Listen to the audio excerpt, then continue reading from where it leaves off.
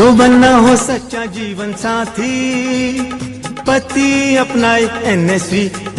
हमारी 2 बेटियां हैं, हम चाहते हैं कि उनका भविष्य सुनहरा हो, इसलिए हमने फैसला लिया है कि आगे बच्चे नहीं होने चाहिए। मैंने जिम्मेदार पति होने का फर्ज निभाया और एनएसवी को अपनाया। 10 मिनट में बिना चीर फाड़ के सरल सा उपाय और आधे घंटे बाद घर। खुराक और दिहाड़ी की भरपाई के लिए 1100 रुपए तुरंत मिल गए थे। न कोई कमजोरी और पत्नी का पूरा प्यार भी। क्यों जी? हटो जी। वही है सच्चा जीवन साथी जो पति अपनाए एनएसवी। राष्ट्रीय स्वास्थ्य मिशन, स्वास्थ्य विभाग हरियाणा द्वारा जनहित में जारी। नमस्कार, आकाशवाणी चंडीगढ़ से प्रादेशिक समाचारों के साथ मैं आशुतोष। पहले इस बुलेटिन के मुख्य समाचार। लोकसभा में आज अयोध्या में श्री राम मंदिर के निर्माण और श्री राम लला की प्राण प्रतिष्ठा पर संकल्प पारित किया गया। प्रधानमंत्री नरेंद्र मोदी ने कहा कि किसान, गरीब, युवा और महिलाएं विकसित भारत के स्तंभ हैं और उनकी सरकार इन्हें सशक्त बनाने के लिए प्रतिबद्ध है। किसान संगठनों द्वारा 13 फरवरी को दिल्ली मार्च के मद्देनजर हरियाणा पुलिस ने जनता की सुविधा और सुरक्षा के लिए यातायात सलाह जारी की है। अग्निवीर योजना के तहत भर्ती प्रक्रिया हरियाणा के 6 जिलों में 13 फरवरी से शुरू होगी। अब समाचार विस्तार से। लोकसभा ने आज अयोध्या में श्री राम मंदिर के निर्माण और श्री रामलला की प्राण प्रतिष्ठा पर संकल्प पारित करते हुए इसे देश की ऐतिहासिक और गौरवशाली उपलब्धि बताया। प्रस्ताव में कहा गया है कि ये देश की विकास यात्रा में एक अविस्मरणीय क्षण है, साथ ही ये सामाजिक, सांस्कृतिक और ऐतिहासिक दृष्टिकोण से भी महत्वपूर्ण है। लोकसभा अध्यक्ष ओम बिड़ला ने कहा कि राम राज्य का आदर्श महात्मा गांधी के दिल में था। उन्होंने कहा कि भगवान श्री राम का मंदिर सिर्फ पत्थरों का ढांचा नहीं है, बल्कि आस्था और भक्ति की अनंत भावनाओं से भरा हुआ है। लोकसभा में राम मंदिर निर्माण और श्री रामलला की प्राण प्रतिष्ठा पर चर्चा की शुरुआत करते हुए भाजपा सांसद डॉक्टर सत्यपाल सिंह ने कहा कि पिछले महीने की 22 तारीख को अयोध्या में श्री रामलला की प्राण प्रतिष्ठा ऐतिहासिक अवसर था। उन्होंने कहा कि भगवान राम सभी लोगों के हैं और वे सभी के प्रेरणा स्रोत हैं। कांग्रेस के गौरव गोगोई ने कहा कि मानवता इस देश के लोगों की सबसे बड़ी पहचान है। ग्रामीण विकास राज्य मंत्री साध्वी निरंजन ज्योति ने कहा कि राम मंदिर निर्माण आंदोलन का हिस्सा बनकर वो भाग्यशाली हैं। जनता दल यूनाइटेड के राम प्रीत मंडल ने मांग की कि माता सीता की जन्मस्थली माने जाने वाले सीतामढ़ी में एक भव्य मंदिर बनाया जाना चाहिए। भाजपा के प्रताप चंद्र षडंगी ने कहा कि भगवान राम देश को एकजुट कर सकते हैं क्योंकि वो जाति, पंथ और धर्म से ऊपर सभी के लिए हैं। शिवसेना के डॉक्टर श्रीकांत एकनाथ शिंदे ने कहा कि राम मंदिर का निर्माण आजादी के बाद होना चाहिए था। औपनिवेशिक मानसिकता के कारण इसमें कई दशक लग गए। गृह मंत्री अमित शाह ने कहा कि 22 जनवरी का ऐतिहासिक दिन है क्योंकि ये राम मंदिर निर्माण के लिए दशकों से चली आ रही लड़ाई के समापन का दिन है। श्री शाह ने कहा कि राम मंदिर का निर्माण कानूनी और संवैधानिक तरीके से किया गया है। केंद्रीय मंत्री अनुप्रिया पटेल और शिवसेना उद्धव गुट के अरविंद सावंत ने भी मंदिर निर्माण का स्वागत किया। तेलुगु देशम पार्टी के राम मोहन नायडू ने कहा कि भगवान राम के आदर्श हर क्षेत्र में प्रासंगिक हैं। चर्चा के दौरान जनता दल यूनाइटेड के सुनील कुमार पिंटू, बीजू जनता दल के अनुभव मोहंती, शिवसेना के धैर्यशील माने, बहुजन समाज पार्टी के मल्लुक नागर, भाजपा के हंसराज हंस और AIMIM के असुद्दीन ओवैसी ने भी अपने विचार व्यक्त किए। प्रधानमंत्री नरेंद्र मोदी ने कहा है कि किसान, गरीब, युवा और महिलाएं विकसित भारत के स्तंभ है और उनकी सरकार इन्हें सशक्त बनाने के लिए प्रतिबद्ध है। आज वीडियो कॉन्फ्रेंसिंग के माध्यम से विकसित भारत विकसित गुजरात कार्यक्रम को संबोधित करते हुए प्रधानमंत्री ने कहा कि सरकार का लगातार प्रयास है कि मध्यम वर्ग और गरीबों के खर्चों को कम किया जाए तथा गरीबी को खत्म किया जाए। उन्होंने कहा कि सरकार मध्यम वर्ग के बिजली बिल को कम करने के लिए पहले चरण में देश के 1 करोड़ से अधिक छतों पर सौर पैनल लगाने की योजना बना रही है। इससे लोगों को न केवल 300 यूनिट मुफ्त बिजली मिल सकेगी बल्कि अतिरिक्त बिजली बेचकर कमाई भी की जा सकेगी। प्रधानमंत्री ने सभी को आवास उपलब्ध कराने की अपनी सरकार की प्रतिबद्धता दोहराई। किसान संगठनों द्वारा 13 फरवरी को दिल्ली मार्च के मद्देनजर हरियाणा पुलिस ने जनता की सुविधा और सुरक्षा के लिए यातायात सलाह जारी की है।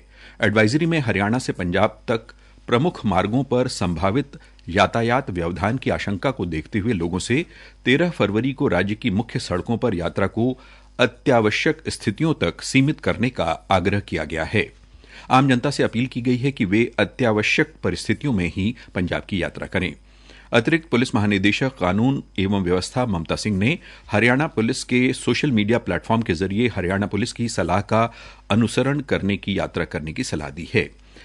NH-44 दिल्ली चंडीगढ़ राजमार्ग पर यातायात बाधित होने की स्थिति में चंडीगढ़ से दिल्ली जाने वाले यात्रियों को डेराबस्सी, बरवाला, रामगढ़, साहा, शाहबाद, कुरुक्षेत्र या पंचकुला, NH-344 यमुनानगर, इंद्री के माध्यम से वैकल्पिक मार्ग लेने की सलाह दी गई है। इसी प्रकार दिल्ली से चंडीगढ़ जाने वाले यात्रियों को करनाल, इंद्री, पिपली, यमुनानगर, पंचकुला या कुरुक्षेत्र, शाहबाद, साहा, बरवाला, रामगढ़ के माध्यम से अपने गंतव्य तक पहुंचने के लिए प्रोत्साहित किया गया है। किसी भी असुविधा की स्थिति में लोगों से डायल 112 पर संपर्क करने का आग्रह किया गया है। पुलिस ने शांति बनाए रखने, हिंसा को रोकने और यातायात और सार्वजनिक परिवहन के सुचारू संचालन को सुविधाजनक बनाने के लिए विस्तृत व्यवस्था की है। आम जनता की असुविधा को कम करने और कानून व्यवस्था का सुचारू संचालन सुनिश्चित करने के लिए सभी रेंज के ADGP, IGP, पुलिस आयुक्त और जिलों के SP को दिशा निर्देश जारी किए गए हैं। प्रभावित जिलों खासकर अंबाला, कुरुक्षेत्र, कैथल, जींद, फतेहाबाद, सिरसा में यातायात मार्गों को अस्थायी तौर पर बदलने की तैयारी कर ली गई है। नागरिकों को पहले सूचित किया गया है कि वे तदनुसार अपनी यात्रा की योजना बनाएं और असुविधा से बचें। संबंधित जिलों को स्थानीय सलाह जारी करने का भी निर्देश दिया गया है। हालांकि राज्य में अन्य सभी मार्गों पर यातायात की आवाजाही अप्रभावित रहेगी। हरियाणा के DGP शत्रुजीत कपूर ने आज शंभू और सद्दोपुर बॉर्डर का निरीक्षण किया और पुलिस द्वारा किए गए इंतजामों का जायजा लिया। 13 फरवरी को किसानों के दिल्ली कूच को लेकर पुलिस ने कड़े प्रबंध किए हैं। उधर रोहतक में किसान आंदोलन की घोषणा होने के साथ ही जिला पुलिस और प्रशासन सतर्क हो गया है और बॉर्डर पर बैरिकेडिंग कर दी गई है। रोहतक के पुलिस अधीक्षक हिमांशु गर्ग ने आज पुलिस अधिकारियों से इस संबंध में बैठक ली। कुरुक्षेत्र पुलिस प्रशासन ने हरियाणा पंजाब के बॉर्डर के साथ लगे पिहुआ के गांव टुकुर में प्रशासन द्वारा सील करने को लेकर तैयारियां शुरू कर दी हैं। प्रादेशिक समाचार आकाशवाणी चंडीगढ़ से प्रसारित किए जा रहे हैं। इस वर्ष भारतीय सेना अग्निवीर योजना के तहत भर्ती प्रक्रिया हरियाणा के अंबाला, कैथल, कुरुक्षेत्र, करनाल, यमुनानगर, पंचकुला और केंद्र शासित प्रदेश चंडीगढ़ में शुरू होगी। इसके लिए पुरुष अभ्यर्थियों तथा दिल्ली, हरियाणा, हिमाचल एवं चंडीगढ़ की महिला अभ्यर्थियों के लिए पंजीकरण 13 फरवरी से 22 मार्च तक होगा। एक सरकारी प्रवक्ता ने बताया कि सभी योग्य लाभार्थी ज्वाइन इंडियन nic.in वेबसाइट पर पंजीकृत करवा सकते हैं। इसमें पुरुष वर्ग में अग्निवीर, सामान्य कर्तव्य अग्निवीर तकनीकी, अग्निवीर लिपिक, स्टोर कीपर तकनीकी और अग्निवीर ट्रेडमैन तथा महिला वर्ग में महिला मिलिट्री पुलिस के लिए आयोजित की जाएगी। हरियाणा के राज्यपाल एवं कुरुक्षेत्र विश्वविद्यालय के कुलाधिपति बंडारू दत्तात्रेय ने कहा कि राष्ट्रीय मूल्यांकन एवं प्रत्यायन परिषद NAC की रेटिंग में कुरुक्षेत्र विश्वविद्यालय को A++ ग्रेड दिया गया है, जिससे विश्वविद्यालय देश के शीर्ष संस्थानों में शामिल हो गया है। ये हरियाणा की 21 सरकारी विश्वविद्यालयों की सूची में पहला विश्वविद्यालय है जिसे ये ग्रेड मिला है। कुरुक्षेत्र विश्वविद्यालय के कुलपति प्रोफेसर सोमनाथ सचदेवा व कुलसचिव प्रोफेसर संजीव शर्मा ने राज्यपाल से आज राजभवन में शिष्टाचार मुलाकात की, जिस दौरान राज्यपाल ने विश्वविद्यालय के शिक्षकों, अधिकारियों, कर्मचारियों, एल्यूमनाई व विद्यार्थियों को बधाई दी। हरियाणा के मुख्यमंत्री मनोहर लाल ने देश के पूर्व उप प्रधानमंत्री व भारतीय जनता पार्टी के वरिष्ठ नेता लाल कृष्ण आडवाणी से नई दिल्ली में मुलाकात कर उन्हें भारत रत्न मिलने पर बधाई दी। इस मौके पर मुख्यमंत्री ने श्री आडवाणी को हरियाणा में चलाई जा रही योजनाओं व कार्यों की जानकारी दी और अपनी 9 साल की उपलब्धियों पर आधारित पुस्तक भी भेंट की। श्री आडवाणी ने हरियाणा में किए जा रहे कार्यों पर प्रसन्नता जताई। इंदिरा गांधी राष्ट्रीय मुक्त विश्वविद्यालय इग्नू ने नए दाखिले तथा पुनः पंजीकरण के लिए तिथि 15 फरवरी तक बढ़ा दी है। जनवरी सत्र में दाखिले के लिए छात्र ऑनलाइन और ओपन एंड डिस्टेंट लर्निंग में अपना नामांकन करा सकते हैं। अंत में इस बुलेटिन के मुख्य समाचार एक बार फिर। लोकसभा में आज अयोध्या में श्री राम मंदिर के निर्माण और श्री रामलला की प्राण प्रतिष्ठा पर संकल्प पारित किया गया। प्रधानमंत्री नरेंद्र मोदी ने कहा कि किसान, गरीब, युवा और महिलाएं विकसित भारत के स्तंभ हैं और उनकी सरकार इन्हें सशक्त बनाने के लिए प्रतिबद्ध है। किसान संगठनों द्वारा 13 फरवरी को दिल्ली मार्च के मद्देनजर हरियाणा पुलिस ने जनता की सुविधा और सुरक्षा के लिए यातायात सलाह जारी की है।